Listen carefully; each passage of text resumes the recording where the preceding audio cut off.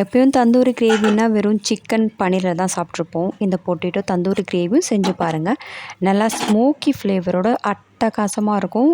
5 சப்பாத்தி கூட ஒரே நேரத்தில் சாப்பிட்டுக்கலாம். எப்படி பண்ணுறதை பார்க்கலாங்களா? இதுக்கு அரை கப் அளவுக்கு தயிர், 1 table spoon kasuri methi, 1 table spoon தனியாத்தூள், வெறும் மிளகாய் தூள், காஷ்மீரி சில்லி தூள், பாவ் பாஜி மசாலா, 1 டேபிள் ஸ்பூன் உப்பு சேர்த்துட்டு இது கூட 2 டேபிள் ஸ்பூன் அளவுக்கு ஃப்ரெஷ் க்ரீம் சேர்த்து மிக்ஸ் பண்ணிக்கலாம். தோசைக்கல்லில் எண்ணெய், வேக வச்ச உருளைக்கிழங்கு, 1 டீஸ்பூன் காஷ்மீரி சில்லி, கொஞ்சமாக கசூரி மேத்தி, உப்பு சேர்த்துட்டு உருளைக்கிழங்கு நல்லா வறுத்துட்டு பிளேட்டில் மாற்றிக்கலாம்.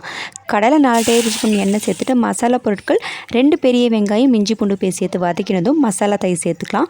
இதில் 2 தக்காளி பழம் அரைச்சி சேர்த்துட்டு கொஞ்சமாக தண்ணி சேர்த்துட்டு மூடி போட்டு நல்லா எண்ணெய் பிரிஞ்சு வந்ததும் வறுத்த உருளைக்கிழங்கு சேர்த்துக்கலாம். இப்போ ஸ்மோக்கி ஃப்ளேவர் வந்ததும் புசு புசுன்னு சப்பாத்தி கூட இந்த தந்தூரி பொட்டேட்டோ கிரேவியும் சாப்பிட்டு பாருங்கள்.